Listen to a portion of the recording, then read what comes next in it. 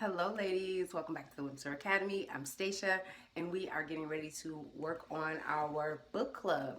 And this is Miss Iyanla Vanzant, the Value in the Valley. And so we are in chapter 1. There is a previous video for, I'm sorry, I didn't even do the intro.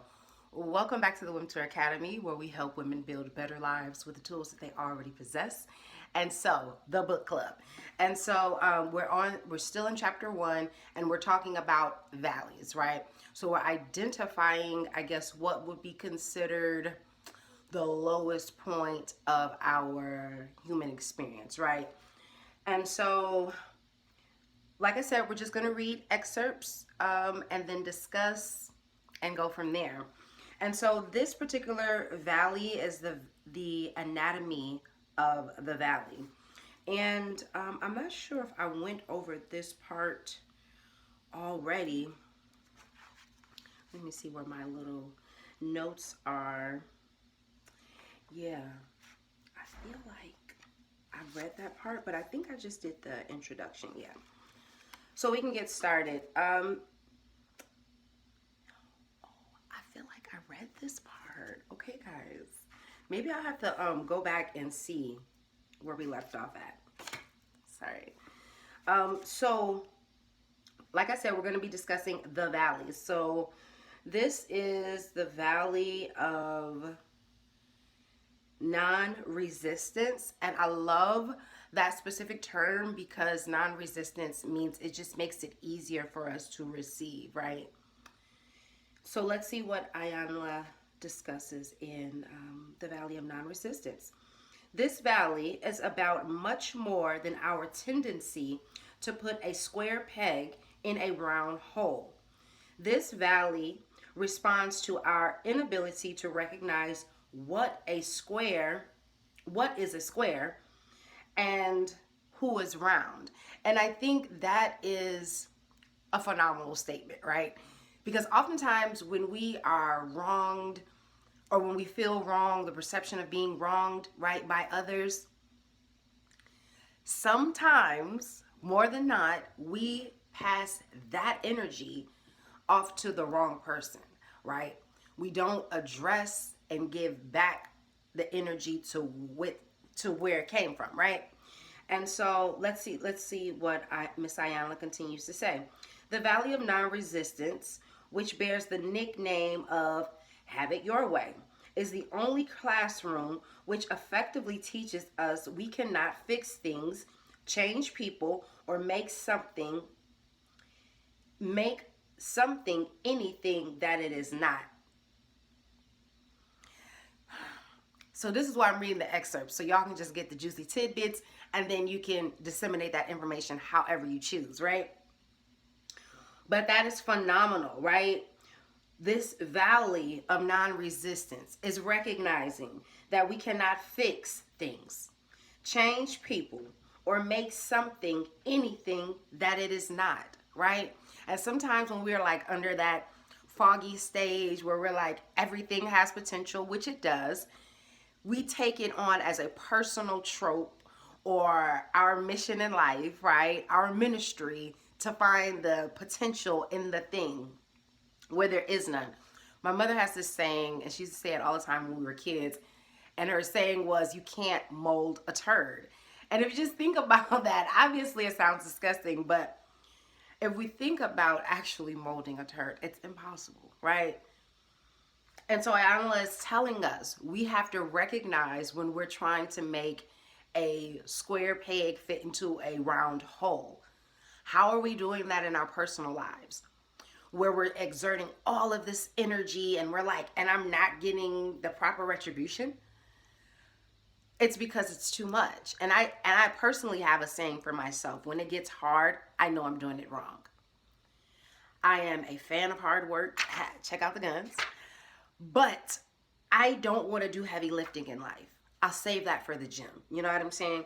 And so helping us get up out of this valley of non-resistance is just remembering it's not our job to fix people. It's our job at best to create avenues in which a person can help themselves. I'm all about self-help, right? But typically we don't have people holding our hands, right? And so Miss Iyanla goes on to say, these things happen in a manner which makes us painfully aware that our way may not be the way, right? Trying to fit that square peg into the circle hole, right? And how that represents itself in our relation to the world, right? Making ourselves do things that we don't really want to do, not exercising the no, the boundaries, right? Taking time for self and self-care.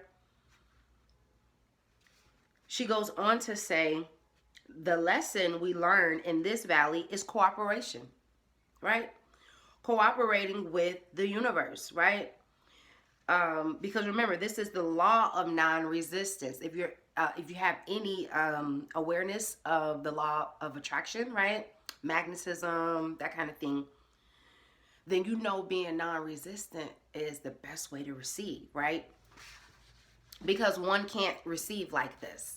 You can only receive like this, and it takes a lot to relinquish whatever we're holding on to, whatever we think, is ultimately defining us, that sort of thing, right? Miss Iyanla goes on to say in the Valley of Success that most women are not taught how to ask for what they want. And the term she used is ask, right? So there's a way in which you can approach a thing to get the desired outcome, right? And as a modern woman, remember, this book is written in the 90s, but as a modern woman of today's time, it's been heavily pressed upon women to not need men, right? You have fathers that are raising their daughters to not need men, not depend on a man. Excuse me, you have mothers that are raising their daughters not to depend on a man, right? And so this is how it can be ingrained and become a social norm that you don't ask for help. And then when you ask for help, it's usually because it's already disastrous, right? And so it is that fine line of interdependency and damselness, right? I don't know if damselness is a word, but the damsel in distress is a signal to men that their assistance is required, right? And so if we're taking the damsel aspect out of femininity, then subconsciously and overtly we are sending our signals to men that we don't need them, which it's not true. You know what I'm saying? Like, in that way, you know what I'm saying? So Miss Iyanla goes on to say, we do not want to bother other people. Exactly. You get it into your mind like, oh, I can do this, I can handle it. They're gonna think I'm weak if I ask for help, and I too, me too. And just now coming out of that space where you've been alone for so long, or you've been the head of household for a very long time, taking a back seat is all we want to do. Sitting in the passenger seat and letting someone else drive, that's all we actually really want to do. But it becomes such, it becomes ingratiated into the mind that this is my life now. This is what I have to do now. You know what I'm saying? And so we're taking a step back from that. Remember, we're not resisting, right? We're surrendering. And if you're confused on what that word means, please look it up. Because it's better to surrender than to submit. In any case, she goes on to say, we do not think that what we want is important. An even greater number of us rarely expect to get things we ask for. We may believe we ask for too much, or that we really cannot have more than we already possess. And I think that's important to digest, because sometimes people will tell you, you want too much. You ask for too much. And it's like, duh. You know what I'm saying? Like, one time in particular, I was on the bus with a friend of mine. And we're just like, really tight friends or whatever. So we were traveling or whatever. And so we were getting off the bus. And the bus driver said something to him. And he was like, nah, these girls be wanting the world. And so I looked back at the bus driver and was like, don't let him play you. I'm worth it. And so we all three laughed because there was an undertone of truth. You're not going to throw me under the bus because this is what I want. You could just be with someone that wants less, you know what I'm saying? But to put this blanketing aspect onto women desiring and wanting more out of life and their experience, to then say you're asking for too much, I think it's just a little silly. I think it's a little silly, but that's just me, right? And so Miss Iyanla is asking us to come up out of that space. Ask for what you want. If you really need something, ask for it. Okay? The worst thing they can say is no. But remember, you had never been asking anyone for anything anyways. So what does the no mean to you? Nothing. Go for it. Go for it. Miss Iyanla then goes on to say, the trait that we develop in this valley is expansion. And remember, this is the valley of success. And so in the valley of success, we can expect expansion, right? A part of that success is asking for what you want, right? Sorry, my battery. So a part of that success is asking for what you want. I'm going to practice that this year. I trust that you're going to practice that this year. This is how we're going to do our networking, by asking for what we want. Miss Iyanla then goes on to say, we must expand our expectations in life. Exactly. She goes on to say, the lesson we learn in this valley is patience. Patience. And let me tell you how patience works, because it's a sneaky little thing. We think we're sitting with patience because we're watching the clock. Where's my watch? Because we're watching the clock, we think we're sitting with patience. No.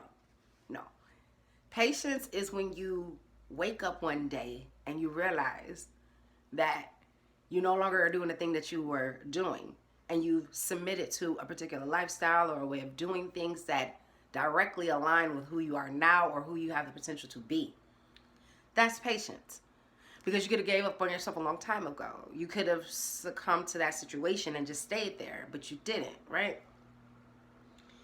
Miss Iyanla then goes on to state that expansion doesn't happen overnight. Exactly.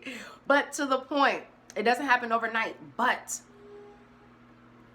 there's this amazing thing that happens. Sorry, guys. I got my window open and they're getting ready to do the trash thing. But there's this amazing thing that happens overnight. That is the space indicative of change, right? Because one day you can go to sleep as a thing and then wake up as something else, someone else, right? This is finances, resources, living environment, partner, intimate partner, children. Things can seemingly change overnight, right? But this level of expansion, she wants us to know, it doesn't happen overnight. Remember, we're doing inventory over our life, right? So I'll be 39 this year, so it took me 39 years to truly be able to digest these concepts, you know what I'm saying? But then she goes on to state that it takes time and we must have patience with ourselves and our life.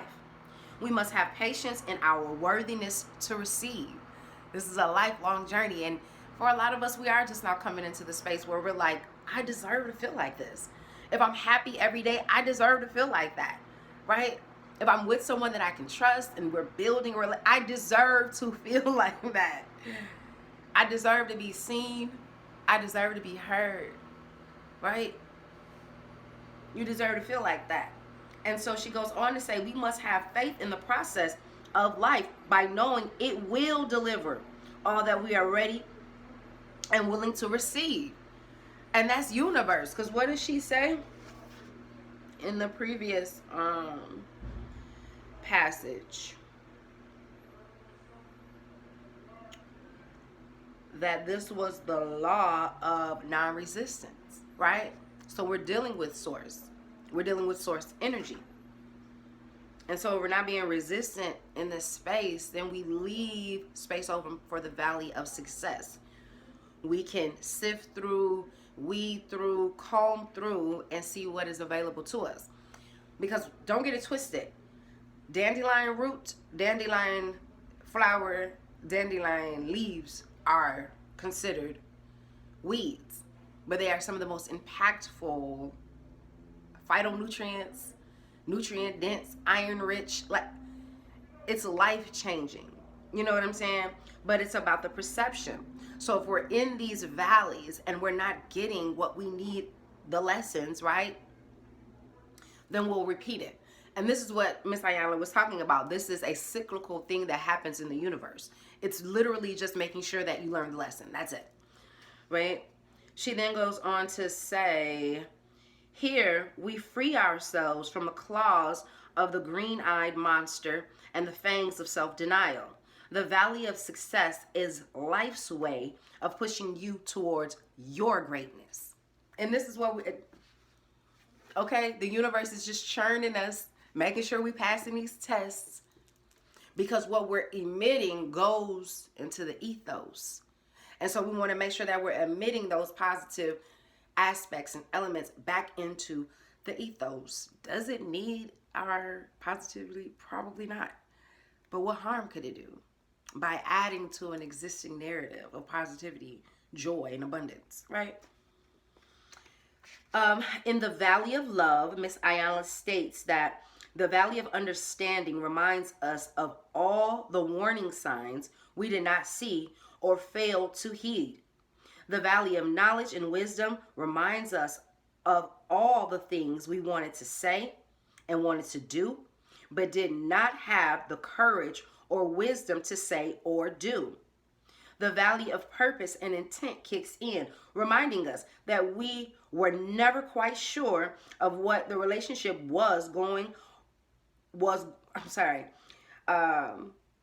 reminding us that we were never quite sure of where the relationship was going or what we expected from it. Even when we were clear and expected the best, the Valley of Success reminds us of the number of times we changed our minds.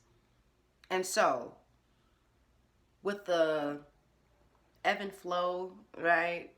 With aging, with maturity, with growth, our mind changes. And so what we once found value in, we don't find value in it. See, here now we're talking about value in the valley.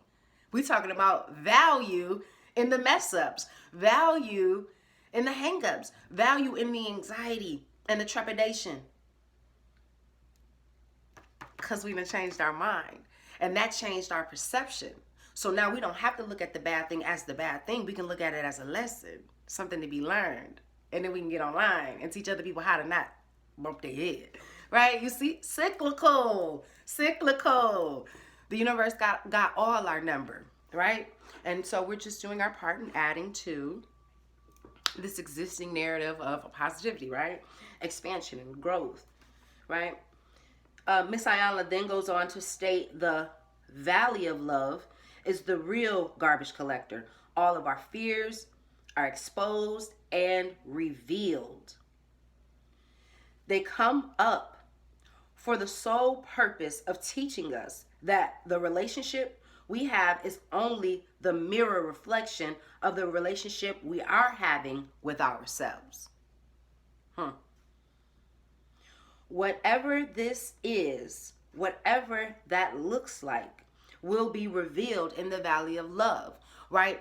And so the best way I can surmise or summarize that small excerpt is to say, when you look in the mirror, are you able to say that you love yourself and it not feel weird or contrived or a lie, right? Do we talk to ourselves the way we expect other people to talk to us? It's a great question to ask yourself, because if we're emitting that love, then the expectation is to get it back. Why would I be expecting anything else? I'm just giving love away because that's what I was designed to do. I don't think so. It's give and take. It's ebb and flow, right? And so when reflecting ourselves back to ourselves, we want to make sure that the love component is there, right? Prior to us holding up that mirror to someone else, we want to make sure that what we see, we love, have already been saying it, already been pouring into the stuff, already, you know what I'm saying? Sowing those seeds of positivity. Miss Iyanla then goes on to state, if you have broken any universal law, You will face your judge, your jury, in the valley of love. The jury is yourself, the judge is your mind. If you are deficient in any character trait, the valley of love is your booster shot. That's so cute. I like the way she writes. If you have forgotten to, failed to, or chosen not to practice any one or all of the virtues of life, the ramifications of your actions will come up in the valley of love. Because, baby, can you love yourself past those decisions? It hurts to wear egg on your face. It hurts to get it wrong because we tie our ego, we tie our essence to a lot of stuff that can just be snatched from us. Or if a light is shined on it just right, then we're going to be running screaming. You know what I'm saying? But Miss Iyanla goes on to state, here we learn that the purpose of relationship is not to make ourselves feel good. Relationships help us heal. This applies not only to our intimate or love relationships, but to all our relationships. So it is our relation to the world that we're really reflecting. So when we say there's not enough love in the world, we're really talking about our own self and our own home. If we are to follow the teachings of Neville Goddard, then we know that everyone is us pushed out, right?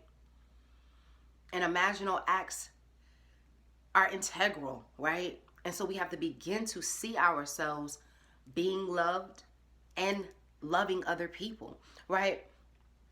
Because once again, we're the antenna, right? So what we emit is also received. It's the boomerang effect. We're talking about universal laws here, right? Miss Iyanla then goes on to state, and remember, we're still in the valley of love. So Miss Iyanla goes on to state, when our relationships are based on total self-acceptance, can you look in the mirror and say you love you without it feeling weird? We can accept others as they are. Love them just as they are without trying to fix them. Remember, we talked about that previously. Trying to fix, make people do what they ain't built to do yet. She goes on to say, without trying to fix them or expect them to fix us. In order for our relationships to facilitate healing, we must practice unconditional love on ourselves. Can you forgive you? I know it's hard. It can be hard. But remember, like I said earlier, when it becomes hard, that means we're doing it wrong. You are lovable. You got to know that, right? Miss Iyanla then goes on to say, unconditional love allows us to love someone without expectation, judgment, fear, or the need to be in their face all the time. It enables us to live and love rather than living just to find someone to love, in the hope that they will make us feel lovable. I'm telling you, listen, you already lovable. You already lovable. You got to start saying that in the mirror. And if you need some affirmations, go to the Obsidian Stone, Girl at the Gate. Yeah, I got some YouTube pages. You can check those out. I need to put the link in the description like they say all the time. Because how we talk to ourselves has a direct reflection on how people try to play with us or know better to not play with us, right? And so we want to make sure that we are sowing those seeds of positivity into ourselves so that when we come to the table, we're not asking people to fill in the gap and fill in the space that we haven't addressed yet, right? And Miss Iyanla obviously does an amazing job of telling us that, but let's continue. Miss Iyanla says the valley of love is ruled by all the universal principles. Cause and effect. Remember we were just talking about that, right? Universal law. Belief, awareness, courage, sacrifice, non-resistance, faith, trust, you name it. You will need it during the experiences which take you to this valley. The stellar principle and guiding light of this valley is the law of love. Very simply put, God is love. God is the spirit within who knows what we need even before we ask. Since many of us have not been taught who we are or what love is, we think we are missing something. We think there is something else we need. In the valley of love, we get exactly what we need to find the love we really already have within.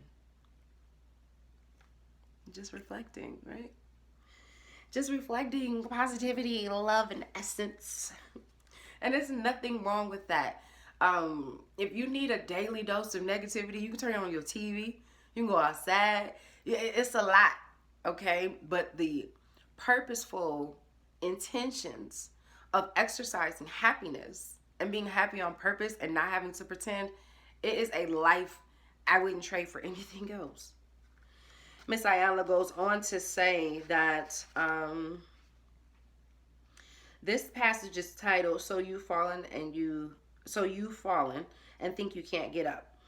Valley experiences bring us to conscious awareness of exactly what it is that we need to improve. I think that is a phenomenal statement. Lessons help to address what still needs to be done, right? And the best way we can, because, a lot of this could seem vague to you, right? So the best way we can determine what lessons still need to be learned is the way in which we respond to a thing, right? Excuse me. So if we are hyper, upset, vigilant, very left field, or just obtuse, those are the things that we still need to work on, right? So it's typically our response to a thing, and it's our relation to a thing.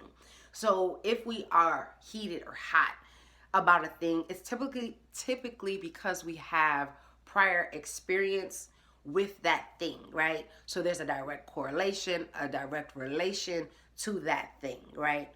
And so we have to check what is in us that is still allowing us to be triggered by that thing.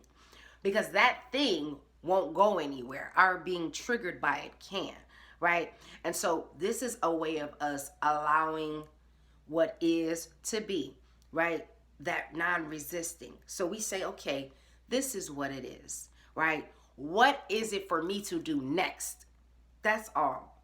You know what I'm saying? That's all we have to do when we are looking for ways of improvement, right? And this is about core self characteristics, right? This isn't, the latter portion of affirmation and mirror magic and that kind of stuff, right? What Miss Iyanla is first speaking on is us deciding that we're worthy, right? And so one has to first make a declaration that they are worthy of happiness, of brighter days, of positive experiences, whatever the thing is for you. We have to first determine that we are worthy of those things. And then once we get to that space of being worthy, right, then we have to survey the land. What valley are we in? What still tees me off? What still triggers me? You know what I'm saying? Those are the things to address so that we're making sure that we are constantly in the valley of love and winning. Miss Iyanla goes on to say, valleys help us to recognize, develop, and utilize the spiritual quality of character trait needed to foster spiritual growth and self-importance. Self-improvement. Exactly. That's what this is about. This is about self-improvement. And it's about an internal thing. It's, like I said, about declaring that I'm worthy. And enough is enough. Like, I don't want to do this anymore, right? Miss Iyanla then goes on to state, we think bad situations come up in our lives because we're bad or have done something bad. And it's simply not so. We must grow into our greatness. We're being stretched, you guys. Remember, we talked about earlier about us growing and the mind changed. About us aging and the mind changed. About us changing environments and the mind changed, right?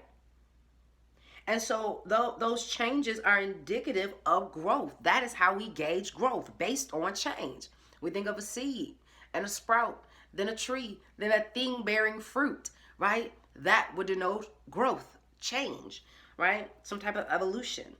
And she then goes on, Miss Iyanla then goes on to say, until we are equipped to do so, until we recognize that we are able to do so, we will find ourselves dealing with the same situations and people who created the same negative feelings we say we no longer want to experience. Exactly. You got to declare a thing, right, baby? And so what does declaring that thing look like? It's going to look like removing you from the equation. 1 + 1 is 2, but why, right? If we are to take a digit away from that equation, then 1 plus does not equal 2. You know what I'm saying? The benefactor is the second quotient, that second digit, right? You're the second digit. You're the benefactor. And once you remove yourself from that situation, those situations, people, places, and things, then you can work on you. You finally have the silence. And then we can ask the question, to whom does this thought arise? Am I doing these things because I want to do those things? Am I thinking these thoughts because I want to think these thoughts? Are these surplanet thoughts? Is this a surplanet environment? Am I really even supposed to be here? When we start asking those questions that strip away all the things that we know to be true, then we can get down to like some form of essence, right? I just realized like 2 days ago that I thought I knew a lot of stuff. Turns out I don't. I'm just saying, the more we age and grow, our perception of a thing changes. What we believe to be true changes. And that's a great thing, you guys. It's a great thing. Miss Iyanla goes on to state that your anticipation of greatness or goodness, your anticipation of greatness and goodness is what makes the valley so valuable. You have to know that there will be lessons learned, right? And so what happens when you learn a lesson? You're able to move more freely. There's no trepidation. There's no anxiety. When that thing comes back around again, you know exactly what that looks like. You know if you need to cross the street or stay in the house or move around because you've seen this before. Remember the black cat in Matrix 1 when Neo sees the black cat twice. And he recognized it when he saw it the second time because I've seen that before. That's not normal. So my response shouldn't be normal. I shouldn't respond how I normally respond to that because that's happening to me again for the second time. And so we have to be cognizant enough to see those things. Miss Iyanla goes on to say, they help us to recognize that whatever comes up in our lives is in direct correlation to what we need to know and learn in order to evolve. And so if Neo wasn't cognizant in the Matrix to know that that's a glitch, that's not real, I don't have to submit to that, right?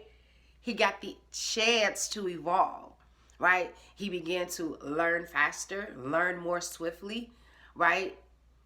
He became the one. He was willing to evolve, right? Because he recognized that whatever came up in his life was in a direct correlation to what he needed to know. He needed to know that the Matrix wasn't real. And so that cat going past the second time let him know that the Matrix isn't real. And so Miss Iyanla goes on to say, forcing us to realize we can do better. Neo kicked it into gear, right? And we must do better. Change is the first step towards betterment. We've been talking about that for the last 30 minutes. When the mind changes, when the body changes, right? When the growth happens, when we can look back on our lives and say, wow, I'm a whole different person today. I'm a whole different person today. That's the step towards betterment. Miss Iyanla then goes on to say, as long as we think we are cute enough and smart enough, we will not see any room for improvement. Remember I just told you just less than 10 minutes ago, I thought I knew stuff. Turns out I don't. That was the first step to betterment. That was the first step. Because I had to change my mind. What you think you know at 39? All of my mentors are like 20 years older than me. So I'm usually always the youngest in the group. But it is reinforcement that this student mind is a lifetime thing. Yes, we will master things along the way, but the student mind is forever because we're forever learning, right? Miss Iyanla goes on to say, as long as we resist, hold on, I think I skipped a part. Okay, I didn't. As long as we resist the lesson for any reason, we stay in the valley, whining, complaining, and blaming, not growing or changing. Now, I know when I said that, a couple things came to mind. You guys were thinking about a lot of the people on social media that are, anti-masculine, and then the ones that are anti-feminine, and how they're going back and forth, and there's really no resolve, right? Because everyone thinks they're cute, everybody wants to be seen, everybody's right, everybody wants to be right, right? But no one's learning. And so, like she says, like Miss Iyanla says, as long as we resist the lesson for any reason, it could be because I wasn't ready, I was sick that day, I didn't study. For any reason, you will be stuck in that valley, whining, complaining, and blaming, and not growing or changing. There's a couple people online, a couple people in your real life, a couple people out there in the world that have made a platform standing on that soapbox, complaining, blaming, shaming, not growing, and not changing. We're watching them, right, from the sideline. We're watching them from the mezzanine.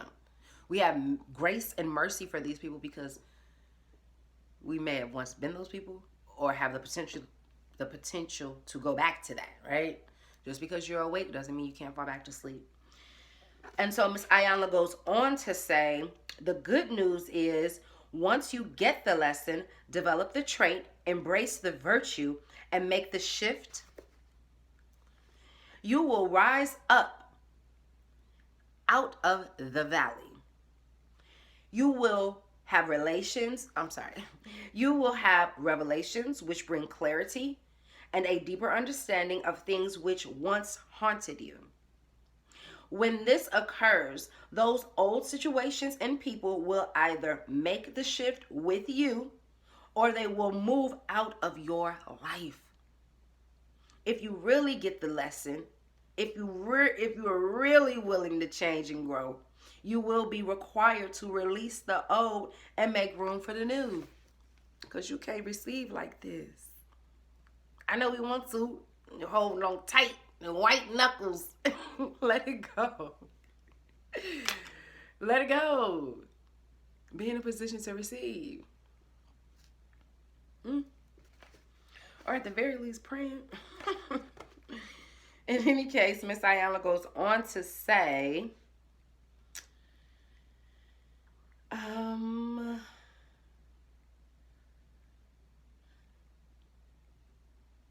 the valley will prepare you to accept it. The preparation of the valley is preparation of acceptance. And when you accept a thing as it is, then it's easier for you to move on to whatever the next stage is. But if you are in doubt, if you are lying to yourself, if you're pretending, then you will stay in the valley. And this goes out to my women who are pretending to be strong, although you really are. Pretending to be happy, although deep down inside you really are. Pretending to be the cool girl, and deep down you really are. You really are all these things.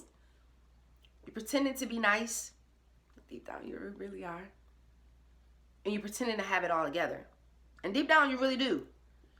But the pretension, the pretending, that's weighing more heavy on your back than any side comment from the peanut gallery. We want to do those things because we are that already. I will give this shirt off my back, but not to just anyone. I do have a bleeding heart, but not just for anyone. I will get the job done, but not for just anything.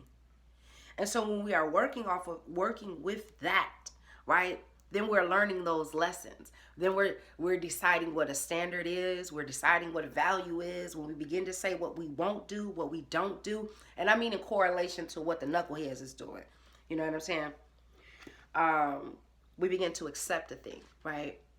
And so if you are the nice person, accept it, but be cautious about who you give those niceties to. Don't let anyone change you. If you're a good person, be a good person. Don't let anyone take that from you. You just vet better and learn who to give it to. But don't let anyone change you.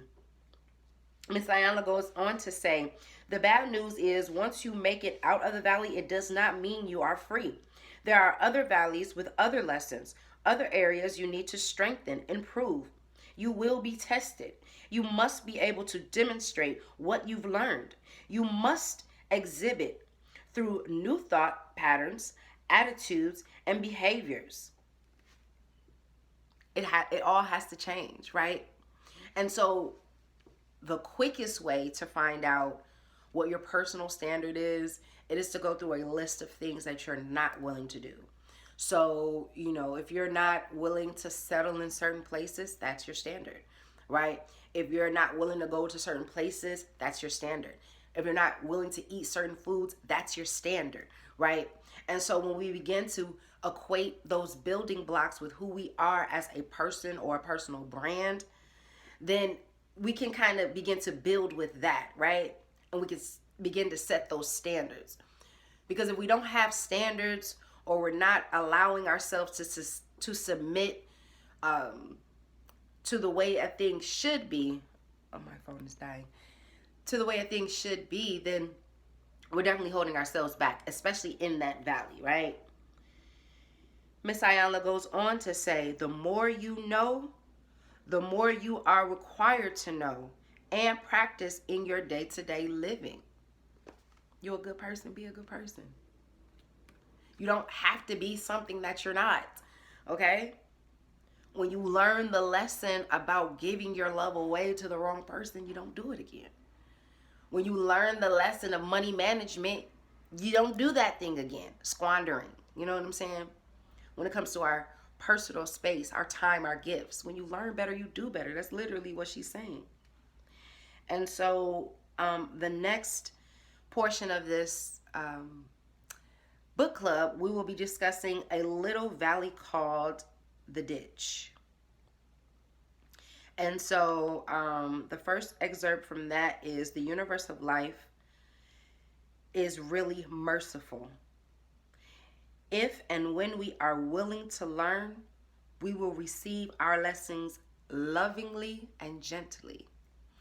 And so, once again, until we meet again, please remember that it is not enough to just be pretty. You must be pretty on purpose. Y'all know exactly what I'm talking about when I say that. Also, please, I'm gonna put this into my laptop so that I can put the links in there. We got to talk to ourselves real nicely before we have the expectation of the world to do anything for us. We want to do those things for ourselves, right? We've already decided we're worthy. So when we start receiving, nobody can play crazy or look at us, and we don't have that feeling on the inside of, do I need this? Should I have this? Am I worthy of this? Yes. You've already done the work, right? And so once again, until we meet again, peace, ladies. Bye.